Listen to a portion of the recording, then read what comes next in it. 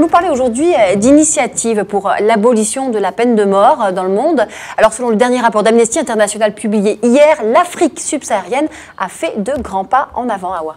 L'organisation a enregistré, Nadia, une baisse de 17% du nombre total de condamnations à mort prononcées à travers le monde. 2591 cas d'exécution en 2017 contre 3117 en 2016. En Afrique subsaharienne, Amnesty International a constaté des avancées positives, notamment en Guinée équatoriale, au Kenya, au Burkina Faso, entre autres. Ce sont les résultats du dernier rapport de l'organisation publié hier. Je vous propose de suivre ce compte-rendu de Amadou Sabarba et Sanoussi Sané pour plus de détails. Le monde tend à abolir la peine de mort, une tendance positive en Afrique subsaharienne. D'après le rapport 2017 d'Amnesty International, d'importants progrès sont notés avec la diminution significative du nombre de sentences capitales recensées dans toute la région. Il y avait plus de 200 moins de condamnations à mort en 2017 qu'en 2016. C'est une réduction de 20%.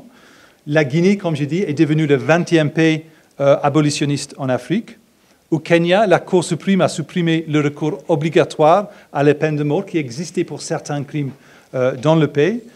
Le Bénin a commué les peines de 14 hommes suite à une abolition totale en 2016.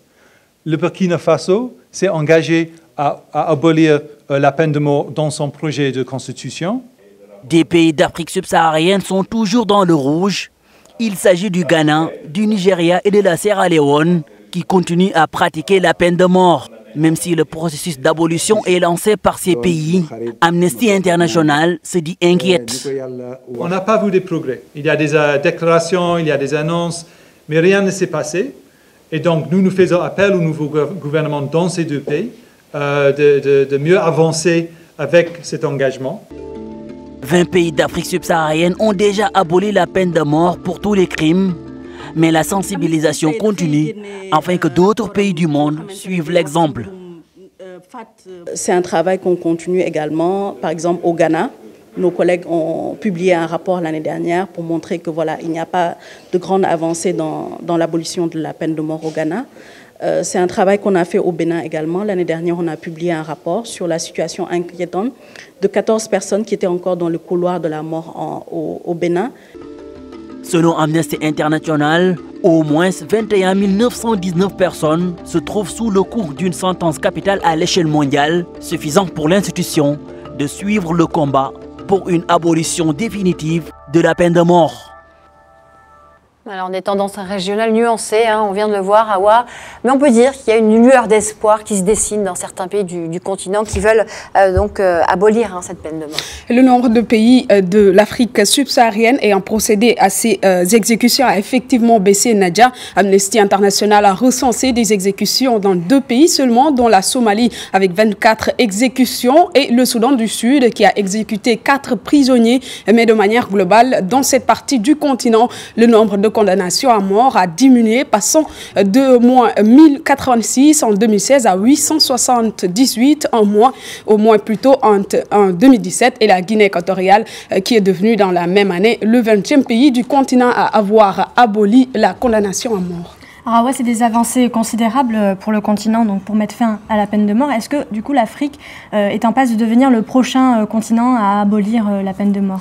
C'est en tout cas ce que préconisent les abolitionnistes de cette peine, Anissa, même si un long chemin reste à parcourir pour faire adhérer l'ensemble des pays du continent à cette cause. Les défenseurs des droits de l'homme disent être optimistes car actuellement environ 4/5 des pays africains ne pratiquent plus la peine de mort, l'ayant abolie de droit ou de fait. Et il suffit aujourd'hui d'encourager les derniers pays qui résistent encore à adhérer à cette dynamique positive vers l'abolition totale.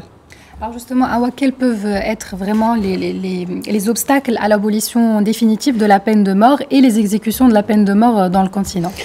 Alors, les obstacles en termes d'abolition de ces châtiments sont parfois faits de contextes politiques, de préceptes religieux surtout, mais aujourd'hui surtout de particularismes sociologiques d'après l'Organisation de défense des droits de l'homme. Et c'est-à-dire que ce sont souvent des obstacles d'ordre politique plutôt ou juridique. Ce sont donc des pratiques traditionnelles sur lesquelles il va falloir s'entendre avec les opinions publiques. Ils expliquent que très souvent les gouvernants sont parfois conscients du fait qu'il faut franchir ce pas, mais le frein vient souvent des opinions publiques.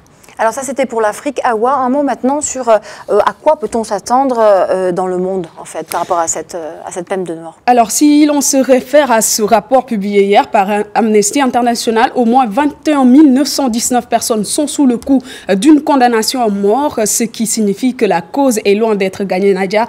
Par contre, des mesures positives ont été prises en 2017 et leurs effets ne se feront sentir qu'au cours de cette année 2018. Il est donc toujours essentiel de continuer la campagne contre ce châtiment selon l'Organisation de défense internationale des droits de l'homme. Voilà, une campagne qui doit continuer. Donc merci Awa. Merci à vous Nadia.